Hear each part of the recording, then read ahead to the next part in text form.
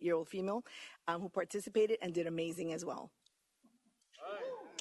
Thank you. Sounds amazing. Well, City of Miramar, thank you so much. I'm going to echo what Margaret said. I was inspired by the diversity and the mosaic, I think you used, of your voices and experiences in your presentation coming together for one Miramar. So thank you so much for your presentation.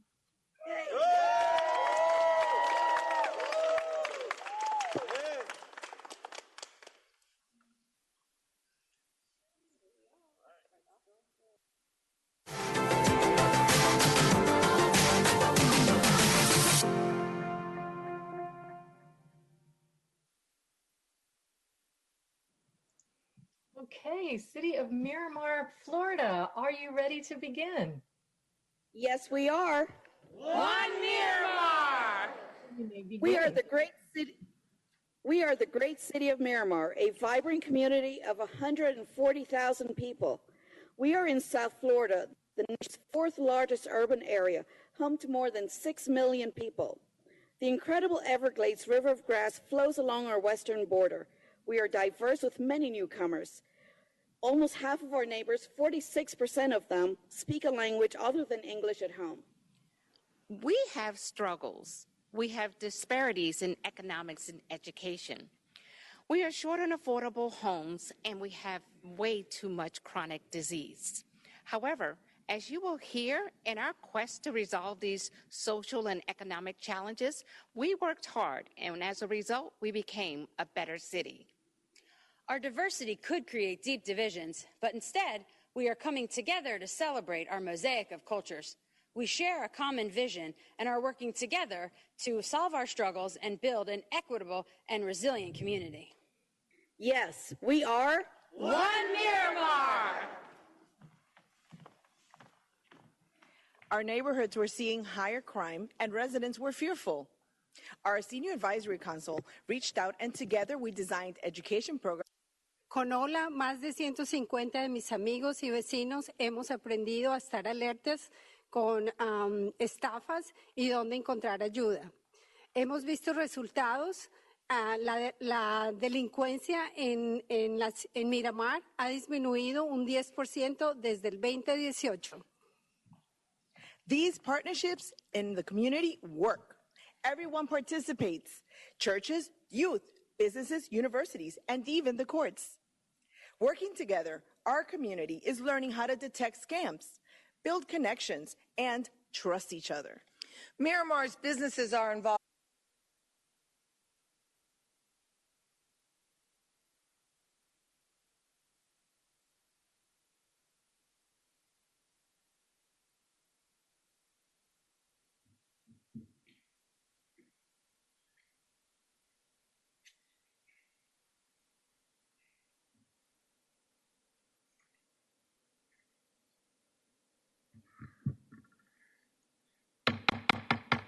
Good evening.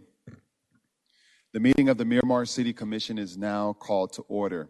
An opportunity was given to the public to register to participate or email the city clerk 24 hours prior to the commission meeting with any questions, comments, concerns on items we will hear on this evening's agenda. Any person may be heard by the City Commission through the chair and upon registering pursuant to the published notice for not more than 3 minutes on any proposition before the City Commission, unless modified by the chair. This meeting is being streamed live at miramarfl.gov/commission meeting and televised on Comcast Channel 78 and AT&T UVerse Channel 99 for all City of Miramar subscribers. As of June 22nd, 2022 at 5 p.m., no members from the public have registered to participate virtually in this meeting. If there are persons registered later than this time and would like to speak, they can raise their hand, and at the appropriate time, our IT staff will unmute their mic to allow them to speak. Please be sure to mention your name and address for the record prior to addressing the commission. All comments submitted will be included as part of the record for this meeting and will be considered by the City Commission prior to any action being taken. At this time, Madam Clerk, please call the roll. Mayor Messam, Here. Commissioner Barnes, Here. Commissioner Chambers, Here. Vice Mayor Colburn, Here. Commissioner Davis, Here.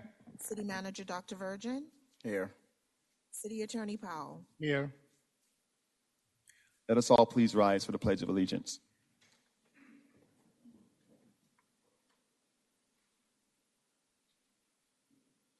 I pledge allegiance to the flag of the United States of America and to the republic for which it stands, one nation, under God, indivisible, with liberty and justice for all.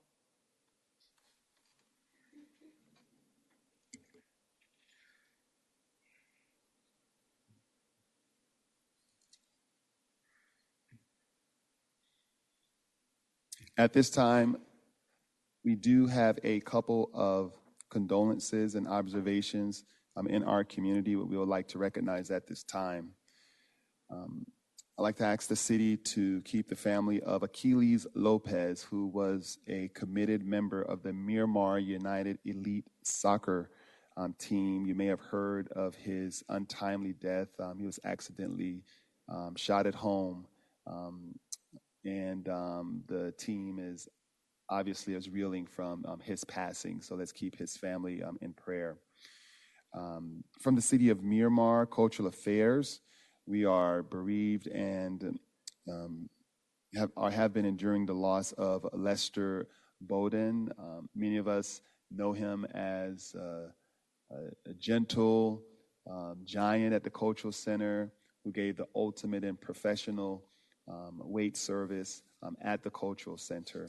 And I'd like to read a proclamation presented by Cultural Affairs designating today Lester Bowden Day.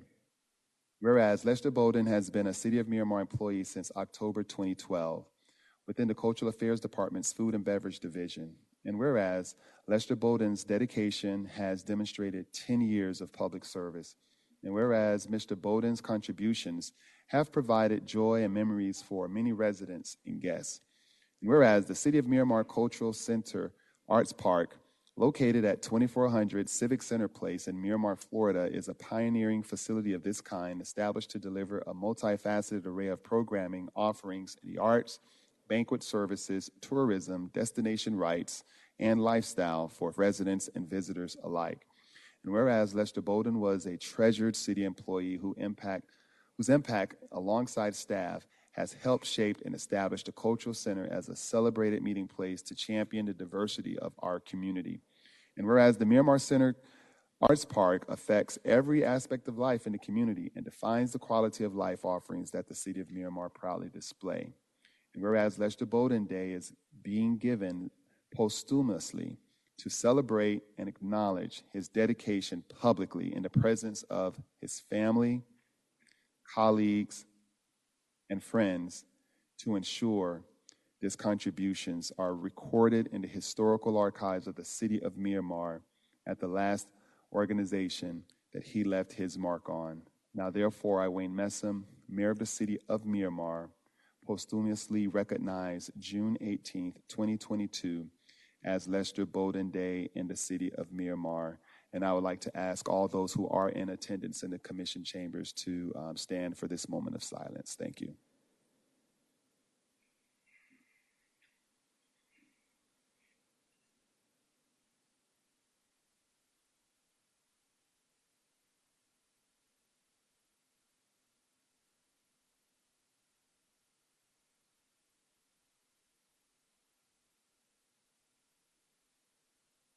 Thank you.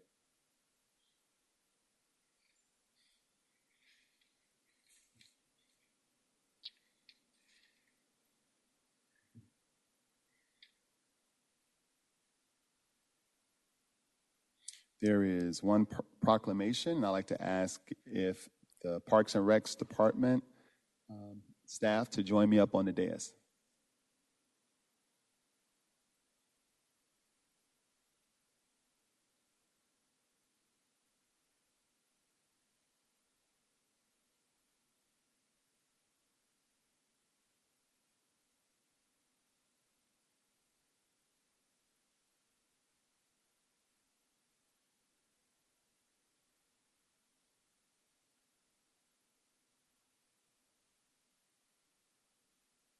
Don't they look great?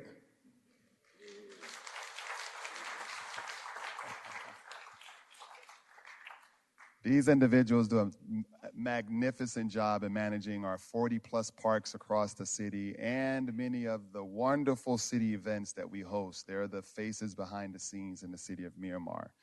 So we have them here to proclaim Parks and Recreation Month for the month of July 2022. And whereas the U.S. House of Representatives has designated July 2022 as Parks and Recreation Month. And whereas the 2022 National Recreation and Parks Association theme is We Rise Up for Parks and Recreation, which brings attention to all professionals who build strong, healthy, and resilient communities through the powers of parks and recreation. And whereas Parks and Recreation is an integral part of communities throughout this country, including the city of Miramar. And whereas Parks and Recreation is essential and provides adaptable infrastructure that makes our communities resilient in the face of natural disasters. And whereas Parks and Recreation programming and education activities such as out-of-school programming, youth sports, and environmental education are critical to the childhood development. And whereas Parks and Recreation encourages physical activities by providing courts and fields, walking trails, swimming pools, and many other activities to promote activity lifestyles. And whereas Parks and Recreation increases a community's economic prosperity through increased property values, expansion of the local tax base, increased tourism, the attraction and retention of businesses, and crime reduction. And whereas the city of Miramar recognizes the benefits derived from parks and recreational services. Now, therefore, I, Wayne Messa, Mayor of the city of Miramar, and on behalf of the City Commission, do hereby proclaim July 2022 as Parks and Recreation Month.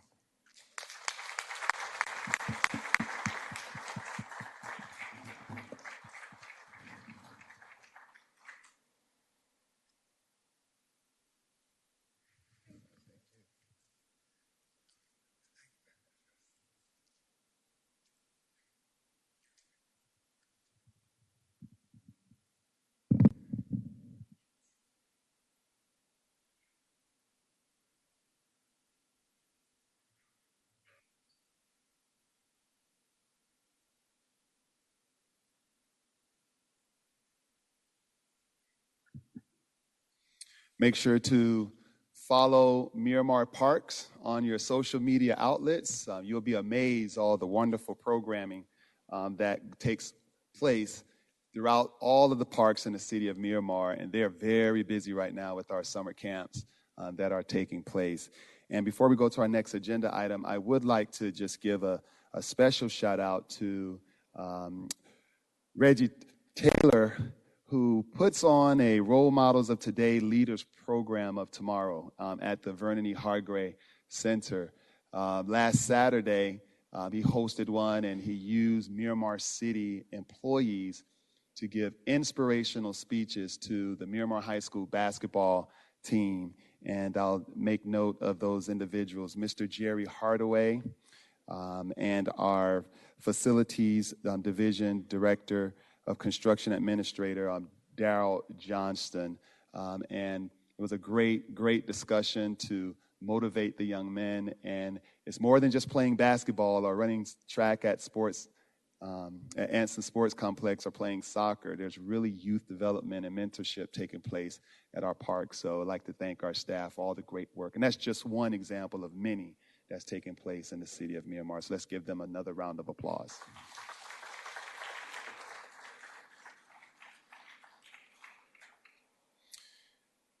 Our first presentation will be an award presentation by Vice Mayor Yvette Colburn. Commissioner Colburn, you're recognized.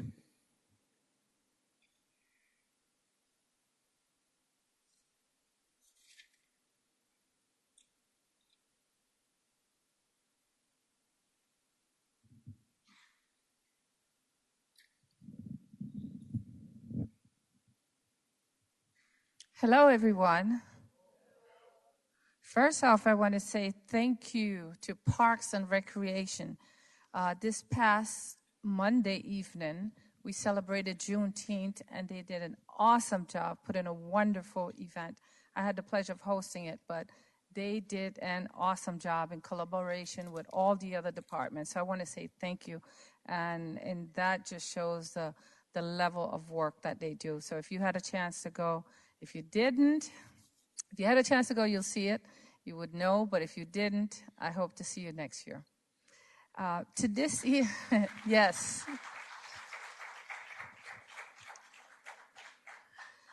This evening, I wanted to take the opportunity to recognize 3 individuals. Last month, we celebrated Asian Pacific Islander Month, Heritage Month, and this month we're celebrating Caribbean American Heritage Month. So I wanted to recognize a couple of individuals in this community that have been very instrumental. I do want to say that on Monday evening, we also recognize one of our community residents, been in our residence for 44 years as well, during our Juneteenth event. So I would like to start with Miss Winnie Tang.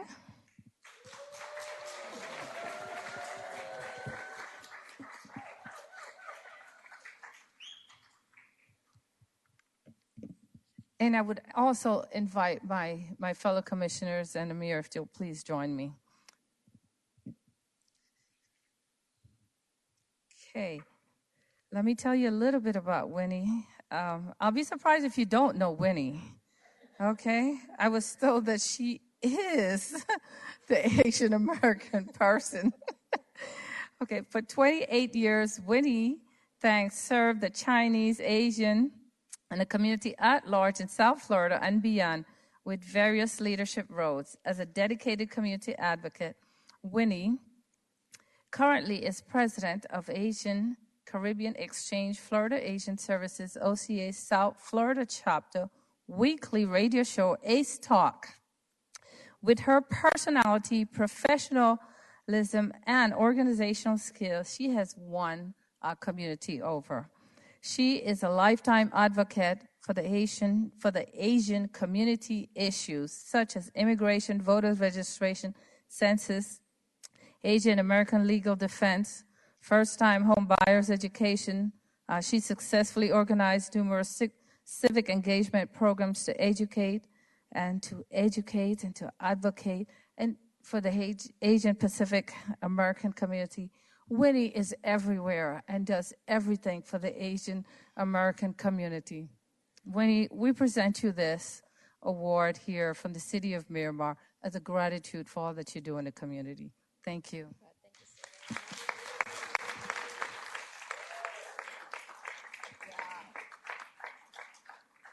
Would you like to say a few words? Well, first of all, and thank you for this special plaque, okay? And if you don't know about it, this is from my hometown. So thank you for Vice Mayor and commissioners and mayor and all the friends and all the people that I know. And then really, most important, I need to thank all my friends today coming over here and for celebrating this special day with me, and then for the recognitions. And from doing the work that Vice Mayor just described is not just myself. It's really with a whole lot of team in the community joined together. But sometimes I may be the one up front and then to do a little bit more. And then with the radio show, and we have the rave, and which really help us to really reaching out the community a lot more to for what is going on in our communities. And really, I really thank you for the opportunity for the recognitions. And again, really from the bottom of my heart to thank you for Vice Mayor and all the commissioners and Mayor for your recognition support and all the community friends being here tonight. Would you like to invite your guests to come and take a photo as well? Yeah, yes, I would love to, because all these friends and from younger one all the way to my oldest one friend, can you all come up here together? And They are already from all over. It's not only for Asian. We celebrate Asian American Pacific Islander Heritage Month, and also as a Caribbean American Heritage Month. So we're all together.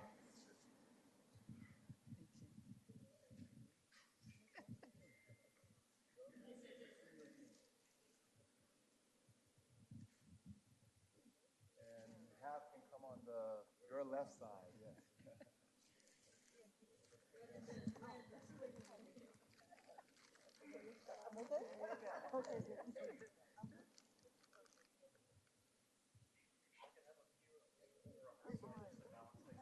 Yes, if you have a son come. Yeah.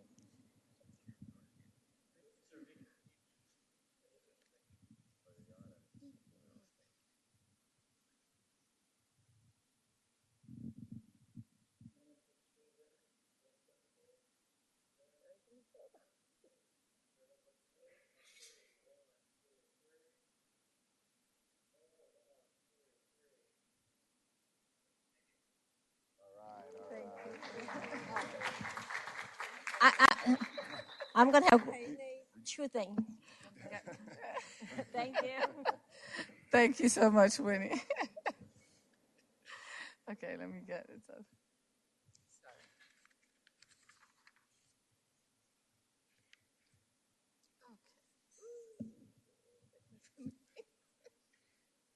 Okay, Winnie, we'll get a selfie next time.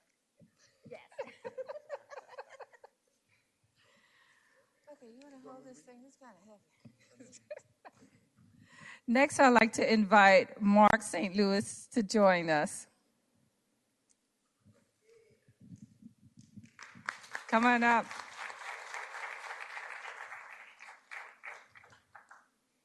Mark, please bring your daughter with you. Yes, we'll have somebody else take the photo. So Mark was born in Gusmon, Haiti. He is married and have 2 children. Mark and his family have been living in the city of Miramar since 2005. He holds a bachelor's degree in management and accounting and a master's degree in accounting. Mark has a career in the shipping industry. Mark has served as a sounding board for my office on matters of Haiti, especially during emergency situations. Mark is not one of those individuals that you see a lot, but he's really a solid community leader. He is there when you need it, and when I don't know I need him, he's also there because he's calling me and letting me know that I need him, that it's time to focus on any area in Haiti. So thank you so very much. I truly appreciate your support. Would you like to say a few words? Yeah, I like to thank Vice Mayor Yvette Colburn in particular. I remember I saw her for the first time in 2012. I was in line with my family to cast a ballot by the library over there. And we start talking, and since then, about 10 years, we've been communicating about all the issues we have in the city of Miramar and about Haiti. And I want to dedicate that plate to my late father, who taught me when I was very, very young kid, the true family value of modesty and integrity. And also, I want to dedicate that plate to my daughter. She's hiding over there. Yeah, she's like advisor for me and a bodyguard. Everywhere I go, she always there with me. I also want to thank all the city officials who make Miramar a good place to live. I've been here for 17 years. I really cannot complain. I enjoy the community where I live. Thank you very much.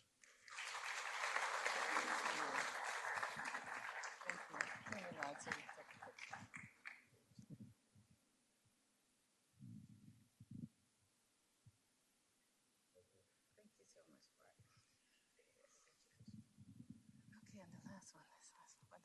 Let me get this last one right here. help me out. Okay, we have one more. If I could ask, what's his name? The ice cream man? Mr. Cleveland Smith and his lovely wife, Sonia. You want to video it for them?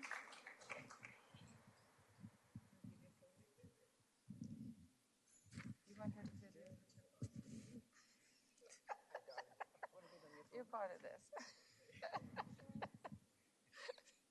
You're good?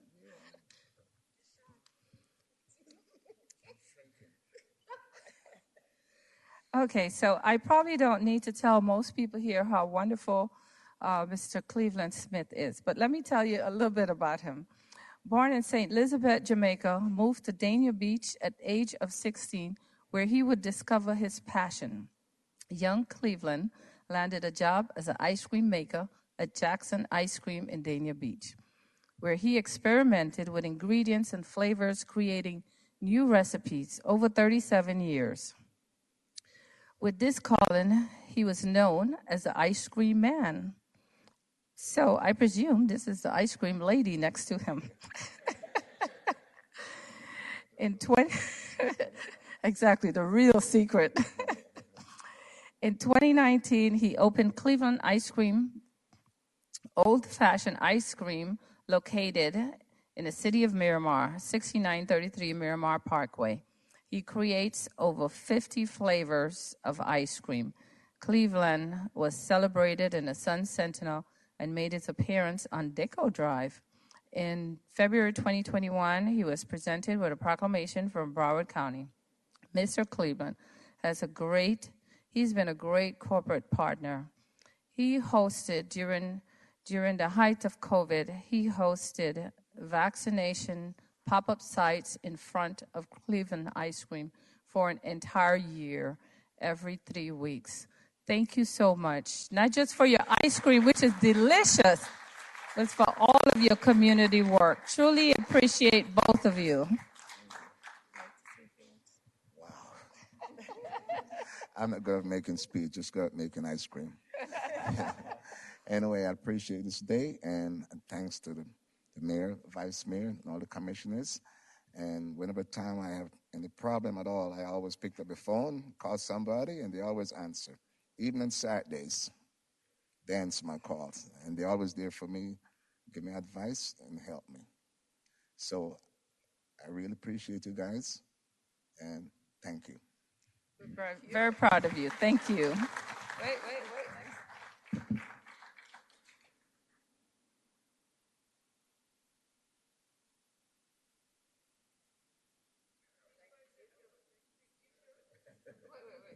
Still on.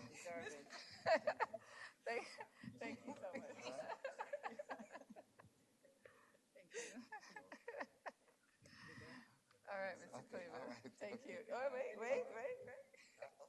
Congratulations. We're done. Thank you.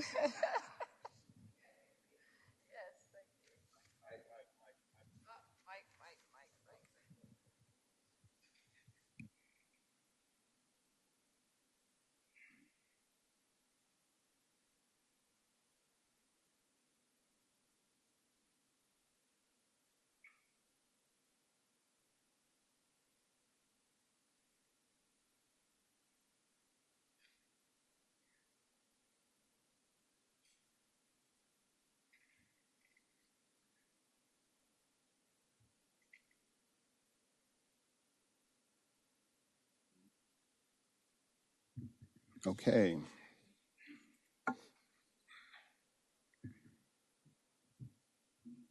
Our next presentation is Next Generation Referendum Renewal, presented by the School Board of Broward County Representative Angel M. Gomez. Hello, sir. How are you? Nice to see you again, sir. Can you press the button on the mic? President, I'll start all over again. Mayor, Vice Mayor, the city commissioners, the staff, the city of Miramar, I am so happy to follow the ice cream man. I'm just letting you know that. This is really cool. And Nadine, who was hiding back there, right? Now I got your name. I get to put you out there so everybody can see you. Yes, she was hiding. This is exciting. This has been really a lot of fun. A great beginning to your meeting. My name is Angel. I come from Governmental Affairs for the School Board of Broward County, and I come with information that I need to share with you so you can share with your community. I come with information about the upcoming referendum that will be on the ballot on August 23rd of this year during the primary elections. So the way that I can explain this is with a short story where it all began. So in 2018, the School Board of Broward County went out for a referendum for $500,000 so they can use that money, if approved by the voters, to supplement the pay of teachers, to hire about 500 security and SRO and security officials for the schools, and to and to also hire about 100 mental health professionals to work with our students and teachers in the schools. Legislatively, a referendum can only last 4 years, so the 2018 referendum is about to expire on June 30th of 2023. So we need to, so the board has asked the superintendent to put another referendum again on the ballot. So a new referendum, if approved by the voters, can pick up where the 2018 referendum will leave off. Nothing has changed in regards to the intended allocation for the referendum. We're still, the money will go to the supplemental pay of teachers, but now it includes also every staff member of schools, right? So the bus drivers, the cafeteria employees, security, paraprofessionals, secretaries, administration, anyone who's at the school with our students. I am not at the schools, so Angel doesn't benefit financially from the referendum. Also, to continue the 500 security and SROs that we have in the schools, and also to continue the 100 plus of mental health professionals that we have. A couple of things have happened ever since then. Our neighbors to the north in Palm Beach and the south in Miami-Dade have each passed their own referendum about a couple of years after us. Their referendum was a 1.0 millage, not a half. So we're having a very difficult time as a district staying competitive in recruiting and retaining great teachers for our students. Our teachers are moving north and south. They're not selling their home because they cannot replace it, but they're definitely driving for better wages that are actually happening because their referendums are higher and they're able to offer more. We're not able to compete. Also, legislation just passed, and it says that any district that goes out for a referendum must share the funding that comes from the referendum with the charter schools at the rate of 20%. So this year, if the referendum that we're asking for passes, about $45 million right off the bat goes to schools. I share with everyone this after I make this statement. I share with them so they know that out of 5 kids in Broward County Public Schools, always about one goes to charter school. So that's about 20% of all the kids. So I'm not sure that they used this as the measuring stick, but at least we have that. This referendum, instead of a $500,000, will be for a 1.0 mil. So we're doubling the question. If the voters in Broward County choose to once again invest in public schools, what this will mean, just to make it concrete for people to better understand, it means that the average market, so I asked Marty Kier, right, the property appraiser, what the average market value of a home is in Broward County. To my surprise, it was not $4 million. It was $393,000. I would love to find that house and buy it. I'm not sure where it is. But based on that market value comes the average school board taxable value. And from $390, the school board taxable value that is used to determine how much a homeowner invests and after the referendum passes is $274,000. So that means that an average homeowner would invest $274 a year. That is about $11.50 more than what they're investing now. And if you ask if it's a condo owner, instead of right now, presently, they're investing $650, they would invest an extra $650, making it $13 a month. I say this to you not to make light of the number and whatsoever. In this economy, this number is a real number. It's a tangible amount of money, okay? So, but instead, to bring up to you how important the difference is of what $11.50 may make. I am asked, I'll close with this so I can take questions if you have any from you. I'm sorry. I am asked all the time about what would happen if the referendum doesn't pass, right? And what I say is that the only word that comes to mind is catastrophic. The first thing that we will see immediately is that our biggest block of employees, who are the teachers, about 16, 17,000 of them, will see a reduction in their paycheck. Not in their, thank you, well, God bless you. Will see a reduction in their paycheck, not in their salary. The salary is the same. What the referendum provides is actually supplemental pay. So at this time, we have teachers that are making anywhere between $2,000 a year to $9,000 a year in supplemental pay, based on what their union decides to give them every year, based on what the money that comes in. They decide that. So teachers will still have their salary, but in the absence of the referendum, that supplement will not be there, that bonus, okay? I say also, and I'll finish with this so you can ask me questions if you wish, the referendum is a different type of money, a different type of bucket of money. This is money that is paid by people like you and I, right? By people, homeowners paying money, and that money goes straight to people in the schools who are taking care of our little people, our students. This money cannot be used for anything other than what it is intended to be allocated for, which is what I just said to you: supplemental pay in schools, safety and security, and mental health. It cannot be, you cannot paint a school with it, buy buses, build a building, nothing. It's untouchable, and it goes straight immediately, starting July 1st of 2024, to the pockets of those who serve our students. As you know, it's becoming very difficult for the people who work in our city, in our district, firefighters, police officers, nurses, and teachers, to continue to be fabric of the community that they live in. And this actually allows them to be able to afford, to an extent, staying in this community. So I leave that with you. My job, and by the way, my job is just to educate everyone about this. I am not allowed to advocate either way. I'm just allowed to give you the information and share with you where further information can come from, because regardless of where people choose to go in regards to their opinion, I want them to do it. We want them to do it with the facts in front of them. I don't want anyone to be misguided.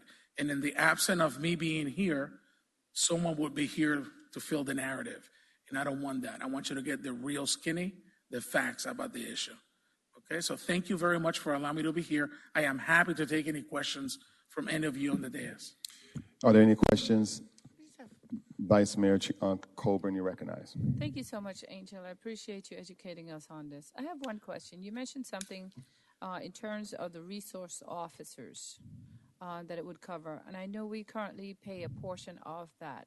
Would there be any changes in that? Madam Vice Mayor, that's a great question. It's been asked by many people, especially in municipalities, and I understand wholeheartedly. I do understand that first of all, obviously the superintendent does not have the authority to, on her own, decide to change that number. But it is, I know this for a fact, it is the plan of the superintendent to, once we know what we're dealing with, to propose to the board to increase our portion of the SRO portion to help alleviate what many municipalities are having to go through when they pay for their part. So that's definitely part of the agenda. Thank you so much. Appreciate what you do. Absolutely. Anyone else? Yeah. Commissioner Davis, you're recognized. Thank you. In terms of you mentioned that the other referendum that was done is ending. And, if folks are skeptical on how that money was spent, was it true to what they said it would do? Where can they find that information? Because that would be something that folks would want to say, well, what did they do with the last money we gave them? Yep. And how are they good stewards of our money? Commissioner Davis, I do not blame them for being skeptical, okay? And you're absolutely right about that.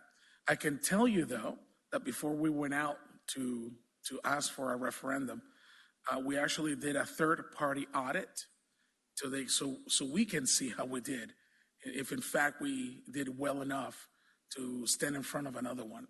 The audit shows that everything is fine. No one has to take my word for it, but in our website, browardschools.com, all they have to do is click on referendum, and the third-party audit shows it will be listed as the audit, and it shows that everything is fine.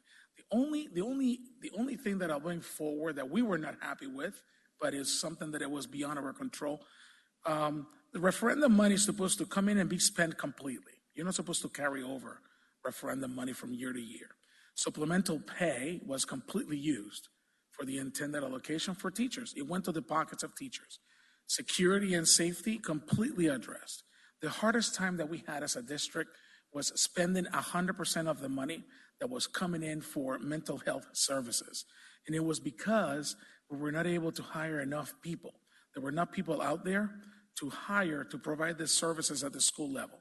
And based on the laws of the referendum, right now we're not allowed to use third-party 501c3s, organizations that can provide those services, and we can use that money to pay them, okay? So there was a little bit of a carryover throughout this referendum, which we're right now in year 3, by the way. So what the district is trying to do is to find a way to make it so it is legal for referendum money at the mental health part to be able to hire nonprofit organizations that offer this mental health services for our students and teachers and pay them accordingly with that money. But the money has to go to those three buckets. So they can look that audit online. It's clear as day. We did not do it. It was a third party that did it. Okay? Thank you for that. No, thank you for your question. Commissioner Chambers, you recognized. Thank you, Mayor. Thank you for your presentation, sir. Thank you, sir. But it's unfortunately that we live in a world where child care and teachers are the lowest paid folks that do such a valuable job. We pay more to walk our dog than we want to pay to folks that take care of children and folks that teach our children. This referendum, I'm not sure if I'm completely okay with it. One of the things that I'm not liking is to use the teachers as a cover for this referendum. And then as far as security, I think, my opinion, that where they're going to focus is security. And most of this money is going to go towards security. I think in this country, we should be advocating for the guns manufacturer and the federal government to pay for security for all schools. That's where that should come from. I don't know if we're going to accomplish that, but it should be very easy to pressure these manufacturers and the federal government to pay for school security for our children. And that way more money will go toward our teachers. And I'm afraid that this is what might happen once this goes through. And I know what you said and what you're saying, but I know how government works, and sometimes they move things in the other direction because security is a big issue right now, and it is. Mm-hmm. Maybe we should start taking a look at New York as to how they are secured in their school, in addition to find a way to push hard for more security. In Miramar, we have officers in our schools, but at the end of the day, Go to elementary school is 1 officer. I think we need like 20. Someone shows up with a high-powered weapon. I'm not sure how we're going to defend that, and it's very unfortunate. So, thank you for your presentation. And I know right across the board, I know you acknowledged earlier that's how needed it is, but some people in our community at certain income levels going to be hurt also. But we got to look out for our teachers. Thank you. Commissioner Chambers, you're absolutely right. I can tell you, just to put you at ease, so you know some of this information that you can share. This referendum, like the last one, but this one in particular, before it gets voted on and approved, has to come with an intended allocation from the board that cannot change once it is placed on the ballot. And that's what the ballot says. So with that said, I hear your concern for safety and security, and we cannot agree anymore. But in the case of this referendum, 76% of the money, at least 76% of the money that will come from the referendum has to go to supplemental pay, nothing else. So at least 76, and then at most 17% goes to safety and security. The reason why we say at least and at most is that because once the money comes in, if the union is able to negotiate to get more than 76%, they can get more.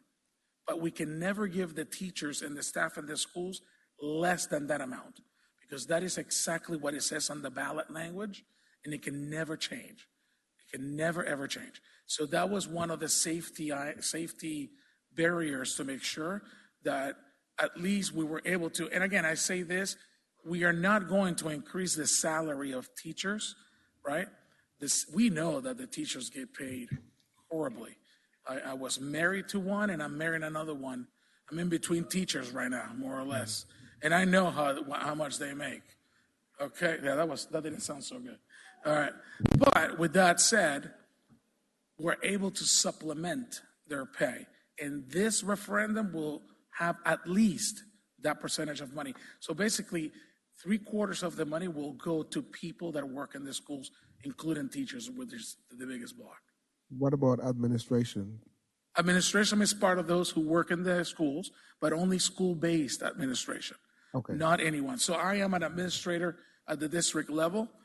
Anyone outside of the schools does not benefit from that money. I benefit because my kids go to school in public schools, and they will have the ability to retain the great teachers that they have, right? And both my ex-wife and my future wife will get paid more, and that's always good. So okay, thank you. I'm just hoping that some fat cat security company doesn't walk away with all the funds, and the people at the higher top level who are already doing okay. I hear you. And we can truly supplement the teachers' pay. Thank you, Yes, sir. sir. Thank you. If anyone ever at any point from the dais or anyone watching, you guys know where to find me, and I'm always happy to take a call and empower you with information. You guys are the ones that have your people that follow you, and you represent a lot of people.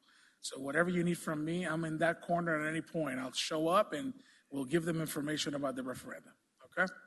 Thank you so much for your time and allowing me to be here today. Thank you so much for the thorough presentation. Thank you. Have a good evening.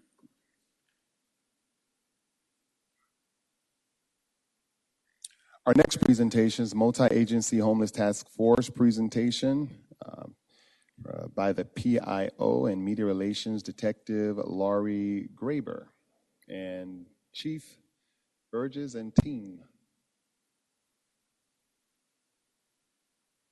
As they're walking up, good evening. Oh, and fire. Mayor, Vice Mayor, as well as members and commissioners. Yeah, let's go to the top and down. I'm thinking about the photo shoot. So, as well as city manager. What we're here tonight is to do a presentation on behalf of our partnership with our business with Wawa off of 1700 Douglas Road, as well as we got executive board members here of our multi-agency homeless task force. As we all know here, as our Miramar Police Department, we have partnered with other Broward agencies and adopted a proactive and comprehensive approach to reduce the number of individuals that are suffering from homelessness in our community. With that being said, there was an event on May. It was coordinated by our Community Resource Unit Sergeant Jason Brooks. And at this point, I will give you the mic, and you can take it from there and let our representatives from both of the agencies share some words with our commission as well as members of residents of our city.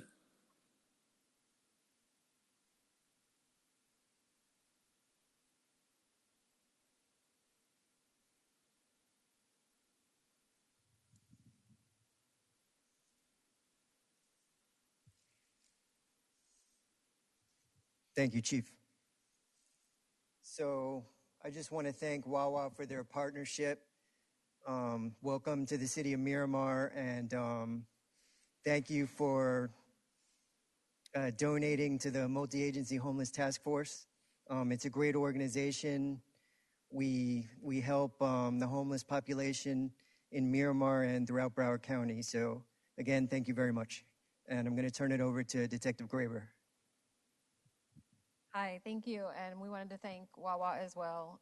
The Multi-Agency Homeless Task Force started probably about 7 or 8 years ago with just a group of law enforcement who came together and decided we should partner together with community services and faith-based organizations to help bridge the gap. And 3 years ago, we became a nonprofit organization. I'm the public information officer, and we have our secretary, Kathy Chastain from Davie, Vice Chair Brian Blunt from Fort Lauderdale, and Ed Rafalovich is our chair. Every agency in Broward County is represented, and this goes 100% to helping with different services that we provide with reunification, hotels, food, directly to the individuals experiencing homelessness in the community.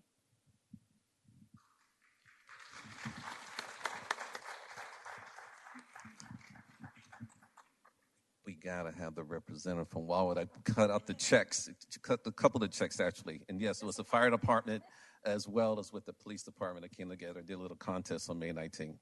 I'm gonna say who won, but nevertheless, we both got checks. But some words from you? Thank you, Maria. I wanted to say thank you for inviting us to your neighborhood, having us taken over your neighborhood, and you guys just been great. We brought jobs. All my associates are there, are happy to be there. We thank you guys for being there every single night at 2 o'clock in the morning, at 3 o'clock in the morning. Trust me, we appreciate you guys. So I got plenty of coffee, so I wanted to say thank you and welcome us to the neighborhood. That is our presentation, unless there was any comments, Mayor, or questions for us. No, just thank all of our fire department, police department, and partnered organizations.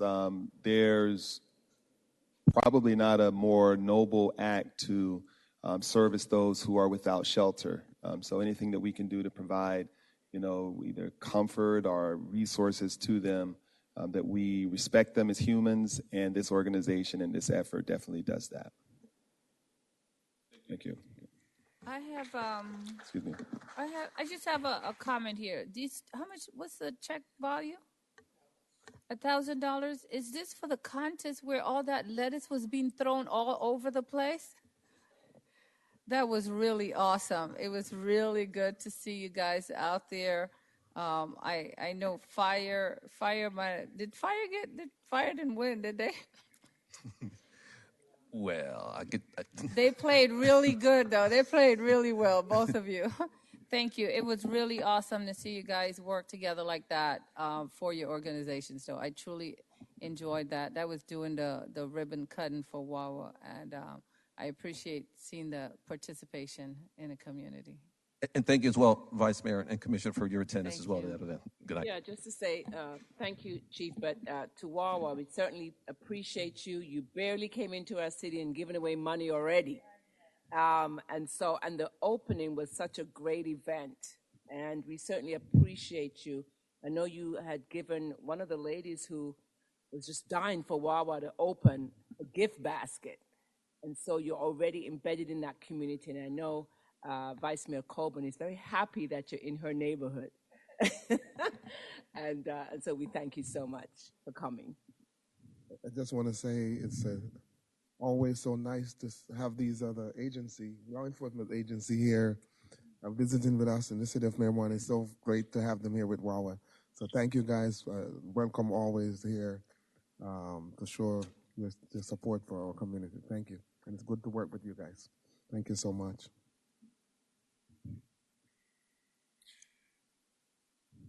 Okay, and moving the agenda, our final presentation, COVID-19 and Emergency Management Update by Fire Rescue Firefighter Tara Smith.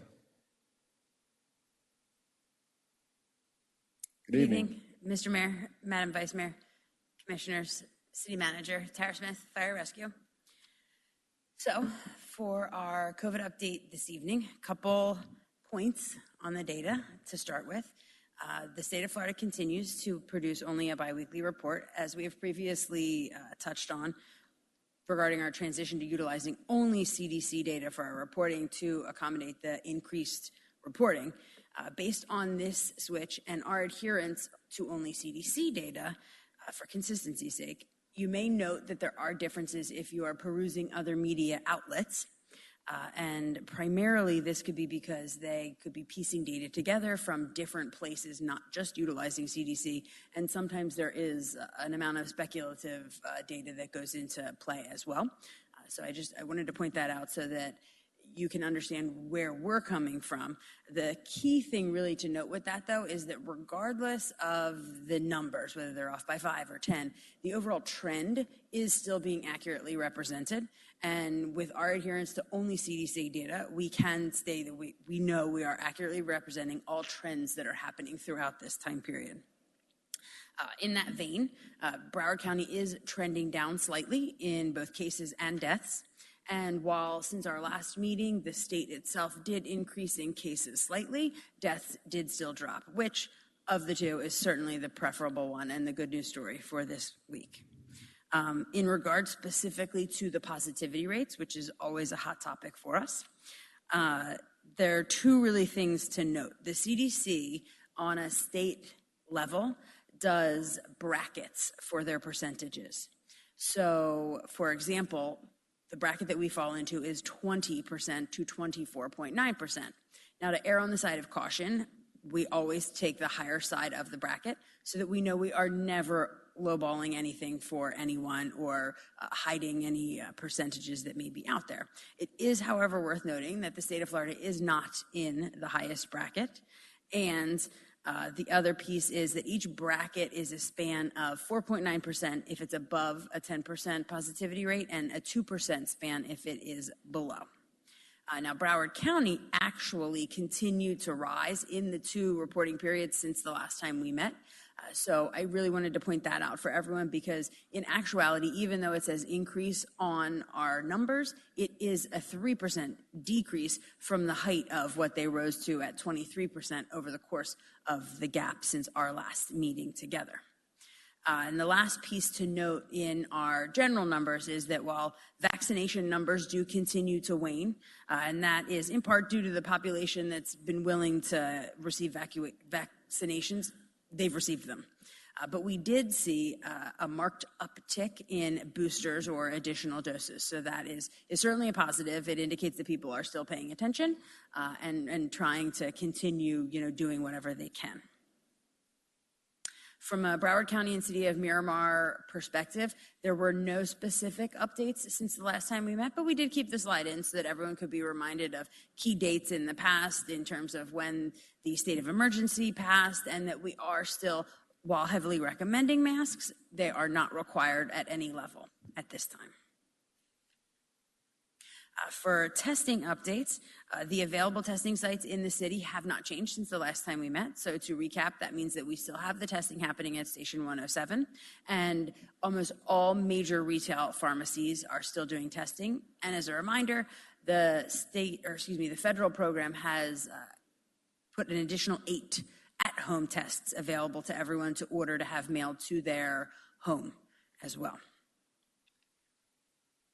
For vaccination updates, obviously our big ticket update would be the inclusion of the 6-month-old to 5-year-old population in the vaccination world at this point. So what we are saying is parents confer with your pediatricians, find out when they're getting their availability and see if your child is a good candidate at this point. But that is certainly exciting news.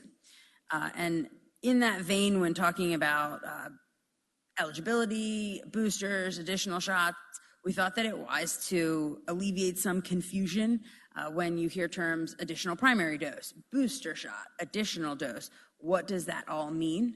And really, it's quite simple. An additional primary shot is the same as the first and second shot that was received. A booster shot, in the case of Johnson & Johnson and Pfizer, is the same as the shot that you already received. Now, Moderna has recently changed their booster shots to be half of the original dosage, but we would remind everyone that you can mix and match. After your primary vaccine doses have been received, you can plug and play however you would like after that and get a booster from Pfizer, an additional dose from Pfizer, and so forth. Our travel updates, nothing major has changed as it relates to COVID and travel, but did want to leave it in here so that we can remind everyone to just be educated on where you're going, what the requirements are for you, so that there are no surprises come the day that you want to start your summer vacation, and then you needed a test or something of that nature. So please check in with all of your travel agencies and the companies that you're traveling with, whether it be a cruise or an airline, just so that you're educated in what you need to be doing moving forward. As always, the website for Miramar is updated with all of the most recent information, as is the Broward County Health Department. And they are still maintaining the Broward County hotline, which is on the next slide, has the number that anyone can call with questions or to find out where they can get a test, where they can get vaccinated. So that is still being maintained by the Department of Health. So we do have some additional items that we are still monitoring, which we brought up last meeting. The first is monkeypox. At this point, there are 142 reported cases across the United States and 13 in Florida. And the range of cases across the United States is following very similar to anything else that we would see. And by that, I mean the largest states with the highest populations are showing the higher numbers. So your California, New York, Texas, and Florida, being a higher population state, are naturally going to have additional numbers. But that noted, monkeypox is rare. It does not spread easily between people without close contact. And the threat level right now for monkeypox to the general US population is low. And it is also worth noting that monkeypox is rarely fatal.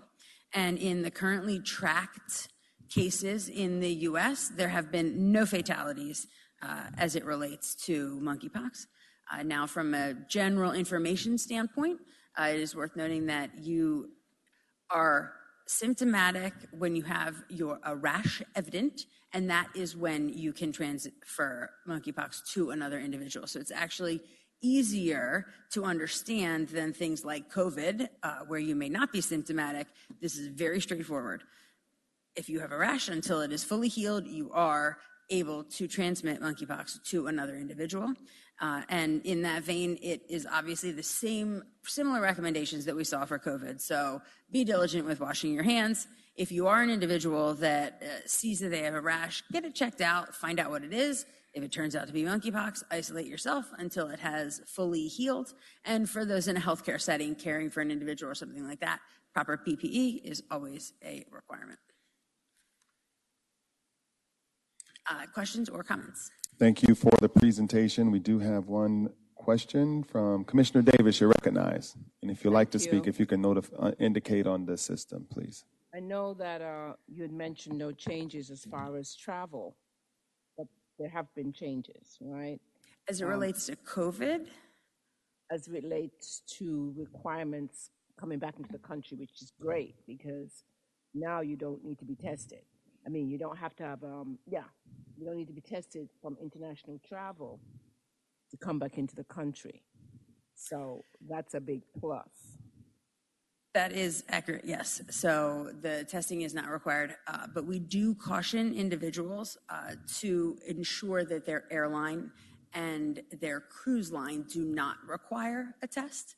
So the United States itself absolutely does not require a test. However, individual airports or airlines or cruise lines do still hold that testing requirement. So it's a win, but can sometimes be confusing. So we do want to make sure that everyone stays up to date. Absolutely.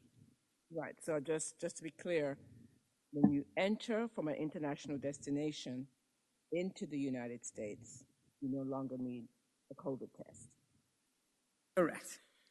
But you still may have to wear your masks. Those things I understand in the airports and so on, but I've not seen where airports require testing.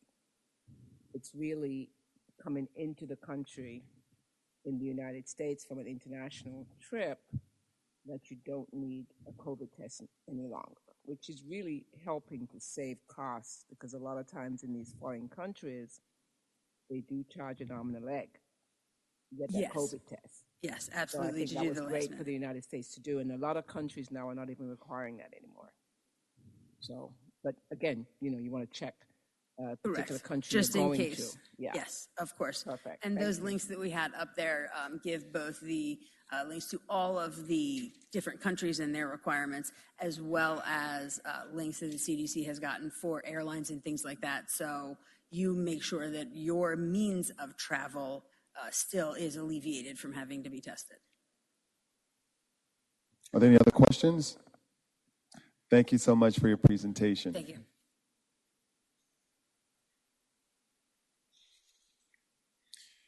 On to consent agenda. Consent agenda. Items listed under consent agenda are viewed to be routine, and the recommendation will be enacted by one motion in the form listed below. If the discussion is desired, the item will be removed from the consent agenda and will be considered separately. The clerk received no requests to speak from the public on the consent agenda. Does any member of the public present in the chambers wish to speak on items on the consent agenda? Are there any members from the public that are here in the chambers would like to speak on any items on the consent agenda? Seeing none, back to the dais. I'd like to pull item number 3. Are there any other items that would like to be pulled? If none, I'll take a motion on the balance of the consent agenda. Motion to approve? Second. Madam Clerk, record the votes. Commissioner Barnes? Yes. Commissioner Chambers? Yes. Vice Mayor Colburn? Yes. Commissioner Davis? Yes. Mayor Massam? Yes. Item number 3, please. A resolution of the City Commission of the City of Miramar, Florida, approving an agreement with Metro Express, Inc. for sidewalk replacement and installation in the amount of $203,177, utilizing the Southeast Florida Governmental Purchasing Co-op Group Sidewalk Replacement and Installation Contract, ITB number 21-22-008, authorizing the city manager to execute an appropriate agreement and providing for an effective date. Thank you. I don't require a presentation, but however, I would like, for the benefit of the public, if we can share what areas are being repaired or replaced for the installation of the sidewalks. Is that graphic available, or can you generally speak to where in the city these repairs or replacements and installations are taking place? Certainly. Good evening, Mr. Mayor, Madam Vice Mayor, Commissioners, City Manager, City Attorney, Tony Collins, Public Works Director. So the funds that is available, or what we're presenting here tonight, is to repair sidewalk at various locations throughout the city. We're prioritizing the location. We've identified location that is high pedestrian travel around the parks, around business areas. So we're putting together a list of the locations that are being prioritized. We also have complaints that are in the system that we do not have the resources currently to address all of them. So we'll be looking to identify those and give those some priority as well. Okay, so Mr. Manager, I guess if you can get with Director Collins, as soon as that priority list is created and developed, that we can notify the residents in those impacted areas so they can know that the repairs are coming, because I do know that the demand outweighs our resources, but we do want to let those residents know that relief is coming and repairs are coming to their respective neighborhoods and communities. Certainly, we will. Thank you. May I have a motion on item number 3, please? Motion to approve? Second. Record the votes. Commissioner Barnes? Yes. Commissioner Chambers? Yeah. Vice Mayor Colburn? Yes. Commissioner Davis? Yes. Mayor Messam? Yes. Item number 6, please. A resolution of the City Commission of the City of Miramar, Florida, approving appointments to the Teen Council Advisory Board and providing for an effective date. Okay, we have vacancies. We each have vacancies on the Teen Council Advisory Board, and we have been provided a list of applicants that have applied. Do we have any elected officials who have an appointment or two for their vacancies? Yes, sir. Yes. All right, we'll start with Commissioner Barnes and work our way down. Commissioner Barnes? Ryan Lowe, Somerset Academy, Central Miramar. Ryan Lowe. Okay. Christiana Sotelo, also from Somerset, Central Miramar. Just a correction, she's from Somerset Academy, Miramar. Somerset. Commissioner Chambers, you have 2 vacancies. Do you have your appointments? I do have Francesca Savino. That's from Doral Performing Arts. And I do have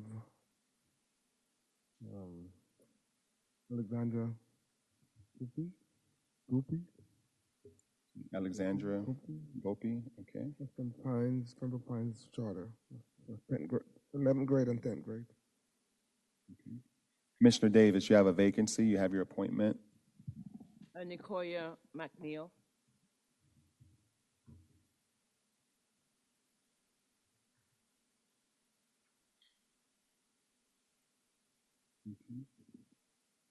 I will have my appointments at the next meeting. May I have a motion to appoint for Commissioner Barnes, Ryan Lowe, and Christiana Sotelo, Commissioner Chambers, Francesca Scovino, and Alexandra Gopi, Commissioner Alexandra Davis, Nicoya McNeil. May I have a motion on those appointments? Motion to approve. Second. Record the votes. Commissioner Barnes? Yes. Commissioner Chambers? Yes. Vice Mayor Colburn? Yes. Commissioner Davis? Yes. Mayor Messam? Yes. Item number 7, please.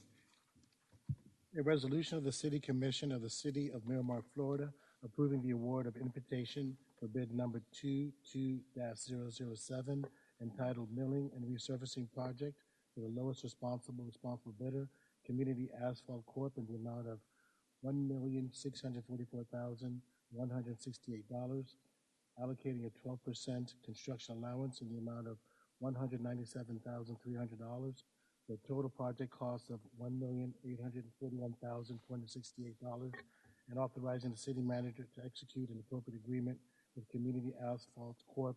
And providing for an effective date.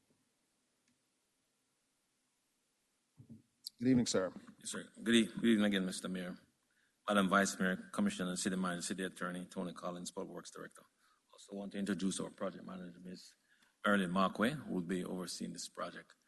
So the item here tonight is for the award of IFB number 22-007, Milling and Resurfacing Project. So the issue here is the City Commission approval is required to award invitation to bid number 22-007, entitled Milling and Resurfacing Project to Community Asphalt Corp.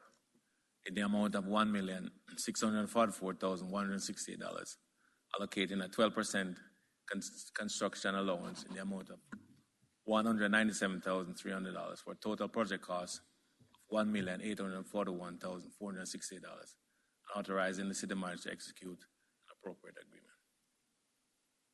A little bit of background. Public Works Department is responsible for maintaining of approximately 166 center-line miles of publicly maintained roadways infrastructure. Public Works Department prioritizes road restoration based on condition assessment contained in the Pavement Management System, PMS. This slides provide the project location. We are proposing to resurface a section of Miramar Parkway from Dykes Road out to Miramar Parkway, excluding the I-75 FDOT interchange. So the fiscal year 2022 funding. City Commission approved funding for street construction resurfacing as part of the FY22 Capital Improvement Program. Total funding of $3,420,740 for roadway resurfacing. So it's broken down. The design services was about $35,844. The resurfacing of the section of the roadway, so $1,841,468. The remaining funds will be utilized for resurfacing other roadways. So the procurement process. On March 13, 2022, the City Procurement Department advertised IFB number 22-007.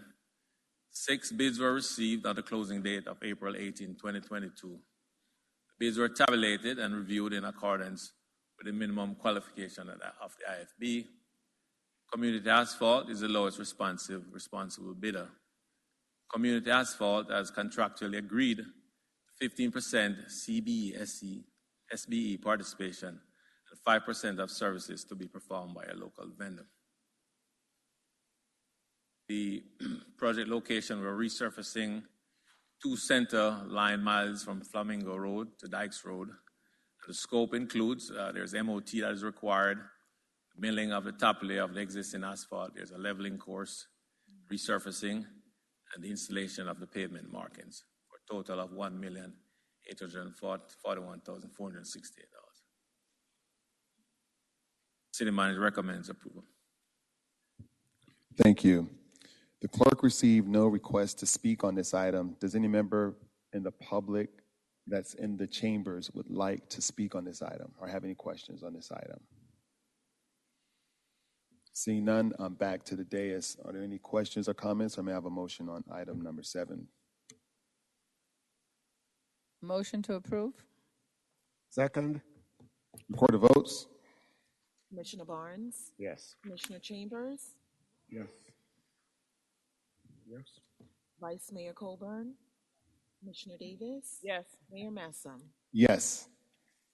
Before we go on to item number 8, just noticed for members of the public that are either here in person or viewing online or TV that there was no public participation this meeting because no one signed up to speak either virtually or here in the chambers. So I didn't want anyone to think that we did not stop time certain at 7:30 for public participation.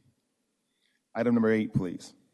A resolution of the City Commission of the City of Miramar, Florida, approving the program year 2022-2023 Community Development Block Grant Program Annual Action Plan, authorizing submission of the program year 2022-2023 Community Development Block Grant Annual Action Plan to the U.S. Department of Housing and Urban Development and providing for an effective date.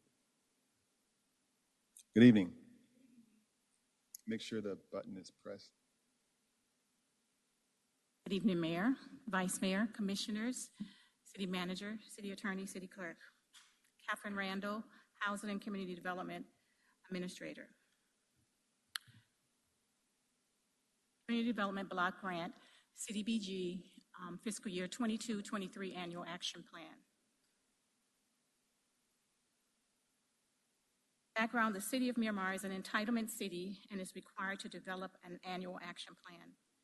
The action plan serves as an application for community development block grant funding. The city is expected to receive $867,913 in CDBG funds for program year 22-23. Program year 22-23 begins October 1, 2022 and ends on September 30th, 2023. Funds can be used these are some of the funds can be used for, well, all of the funds can be used for revitalization. And an example of revitalization project is land acquisition of parks, community centers. That's an example of revitalization neighborhoods. And also to provide decent and affordable housing. An example of those projects is a first-time home buyer program, purchase assistance, and the residential rehabilitation.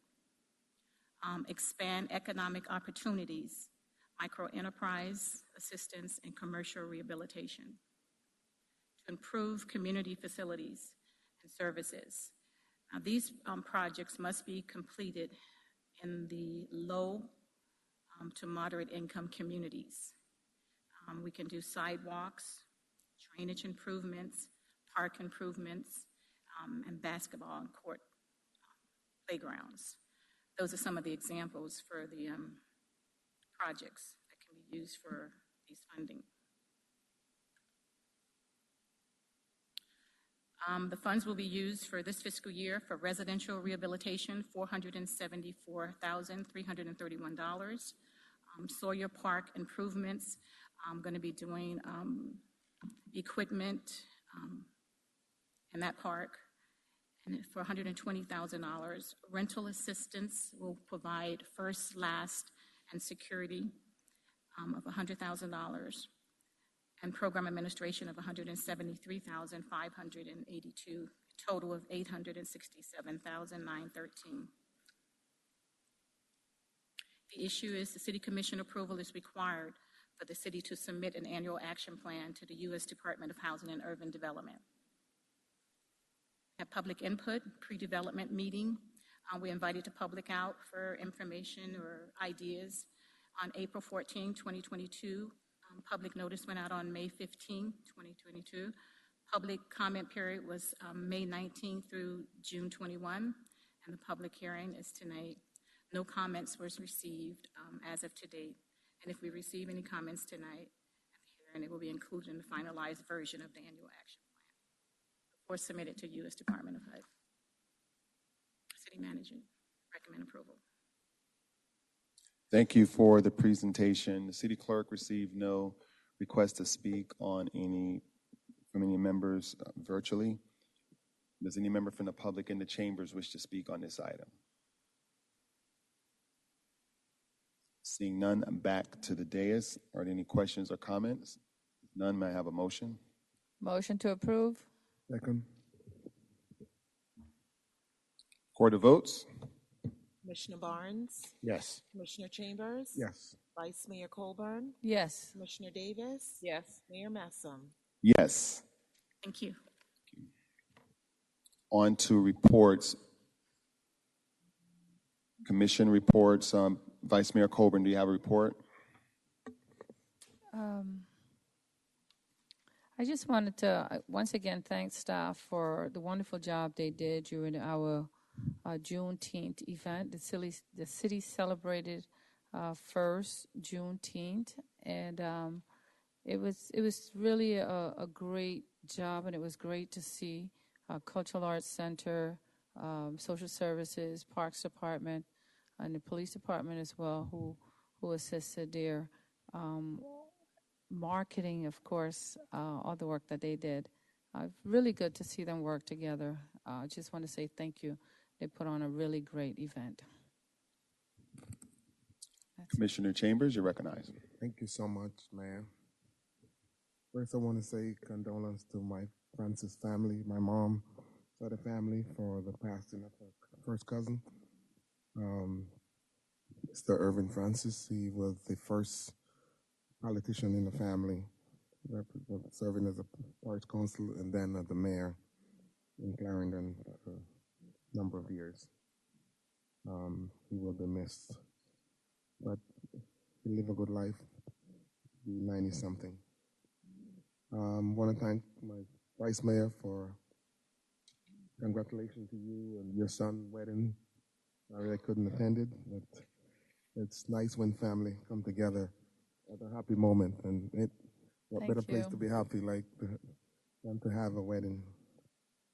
Also want to thank you for Juneteenth celebration this past Wednesday.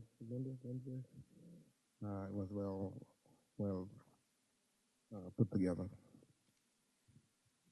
I want to wish everyone a happy 4th of July, and wish everyone that of Jamaican descent and Jamaican, their 60th independence coming up, and also everyone from Trinidad and Tobago. I know they also have their 60th independence coming up. And I just want to also, we go on breaks, and want to wish everyone a very safe and happy break. And I see you all back right here, safe and sound. Thank you. Commissioner Davis? Thank you. I just want to see where we're at in terms of Broward County with the tenancy issue. Mr. Attorney, I believe that came up in a previous meeting where there are some new rules, and I believe it's for new leases but anyway, I just wanted to explain to the residents because I've seen some information or some misinformation on Nextdoor with regards to evictions or mainly in terms of the leasing. When you get a notice to vacate your property, is it 30 days? Is the new rule 60 days? And who does this affect? Madam Commissioner, I sure wasn't prepared for this, but I'll go from my recollection from the last conversation we had because that's the ordinance that was adopted by Broward County. And the ordinance, again, applies to those tenants who do not have a written lease. So in other words, the ordinance applies to what's called a month-to-month tenancy. So if you are subject to a month-to-month tenancy, your landlord under the ordinance adopted is required to give you 60 days notice, and that is from the date of when your rent is due. So in other words, if your rent is due on the 1st, they've got to give you 60 days from that point in time to vacate the premises. All right, so what I'd seen on Nextdoor was something similar. The person was no longer in a lease, and they were given 30 days. And there was some commentary where, oh no, I think the new rule is 60. And someone says, well, it depends on your lease. So there's some amount of confusion out there. And I would love for our city manager to have our marketing department clarify and advise our residents as to what the rules are. Apparently the county is not doing it. So suffice to say, I think somehow we need to let Miramar residents know what the new rules are, how it affects them in terms of their lease or non-lease. Otherwise, you're going to get a lot of stuff on social media. And again, Nextdoor, this came up in the city of Miramar. And there was a lot of confusion as to what was the new rules and how it applies. We'll work with the manager's office to do that. Thank you, I appreciate it. Commissioner Barnes? Just a word that our citizenship drive, our annual citizenship drive is coming up August 13 in collaboration with the mayor's office. I urge residents who are in need of this service to be in touch with our office. Different from we've done in the past few years, this time we're not just processing applications and setting them up for you to simply put in the mail with the government fee. This time we're going to have something of a information corner, where even if you're not prepared to yet file for citizenship, you may come and speak with attorneys who will give you advice on what to do. So please be in touch with our office so you have an understanding of the documents you need to bring for the citizenship drive, which is coming up the second weekend in August. That's it. Mr. Mayor, I just want to thank the Miramar Fire Department for their help, their support. 2 Thursdays ago, we were short at the church to handing out the food for the folks that picked up from the food drive, and it's amazing. They showed up, the first shift showed up, and really did an excellent job helping us. And then the second shift, so I just thank you guys so much for coming out and give a helping hand. It's much needed. I know Miss Ina and Mr. Habel appreciate it, and the folks that picked up the food do appreciate it. So thank you so much. It's every 2 weeks. We add it again this Thursday morning at 7 a.m. Anyone else want to come on by and help us? Really, really appreciate it. If you come at 7, you can come at 8, and um, we can get it done for those folks who line up to pick up those foods basket. Thank you. Okay, thank you.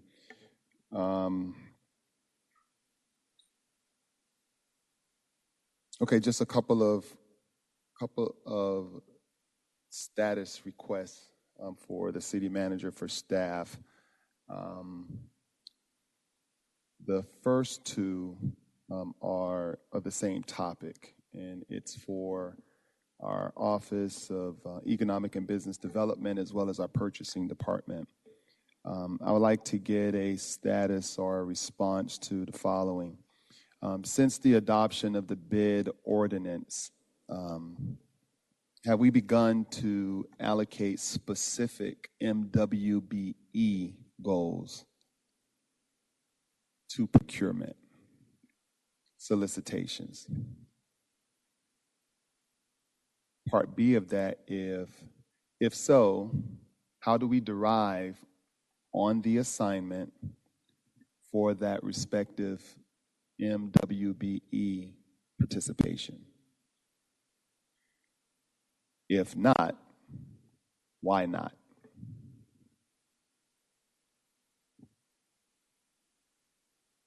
I'll repeat it. Since the adoption of the bid ordinance, have we begun to allocate specific MWBE goals to our procurement solicitations? If yes, how do we do our goal setting? If not, why not? The second report or update I'm requesting is in relation to the affordable housing project to take place on Wellman Field. Just would like to get an update in regards to the status of the developer. Where are we on site plan approval or designs? Where are we on financing for the development of the project?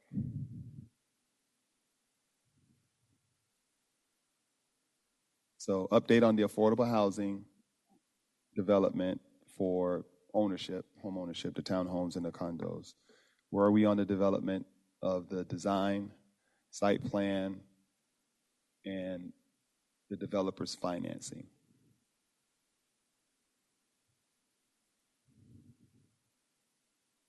Yep. Okay, good. Also, I was not present at our first Juneteenth event. I'm very happy to hear that it was a success. Thanks and kudos to city staff and our host on the commission, Vice Mayor Colburn, for the event. I think that the daughter of Malcolm X was an excellent selection in terms of our guests, our featured guest speaker.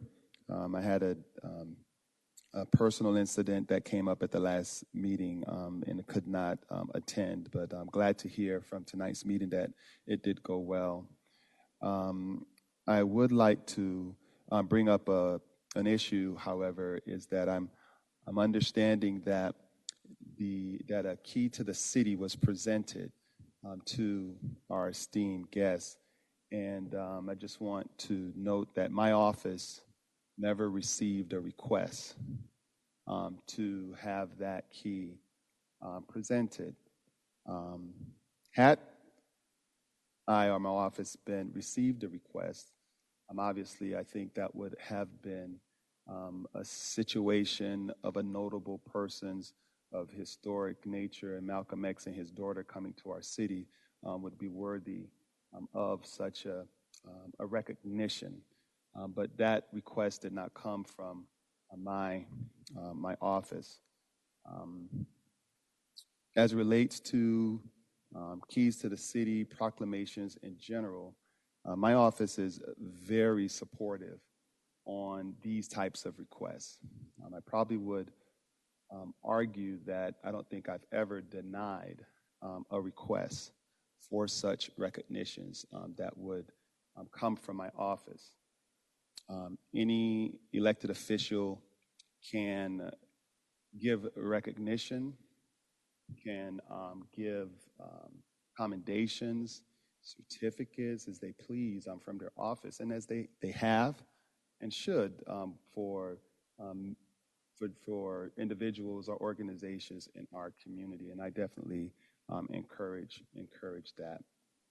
But I just want the public to know, and that I did speak to the city manager just to see if staff was aware of this, and his response was that staff was not aware of was not a part of putting together what was given out.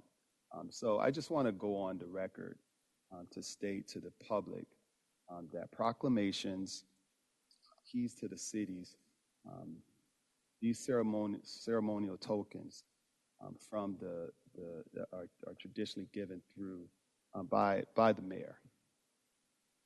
And if there is a presentation that takes place that doesn't bear my signature, a plate on it, didn't come from the mayor's office. And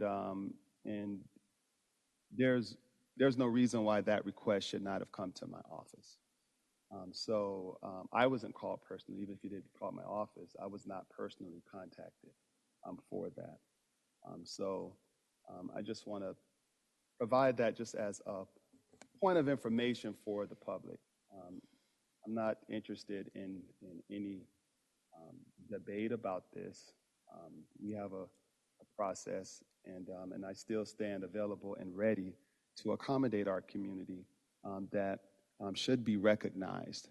And I just want to ensure that and just remind our colleagues, my colleagues on the commission, that if there's an individual or organization that you feel that have done great work in our community or something of importance that should be recognized either by proclamation or state of a key to the city, just make the request to my office, and we'll work to make that happen. There's no reason not to have my office contacted and present keys to the city or proclamation outside of the ceremonial duties of the mayor. So I just want to communicate that to our community for a matter of record. The manager stated that he does not have a report. Does the attorney have a report? I do have a comment, Mr. Mayor. No, Mr. Mayor, I don't have a report. All right, thank you. Mr. This meeting is Mayor. adjourned. Mr. Mayor, I do have a comment. Meeting is adjourned. Okay. That was not nice.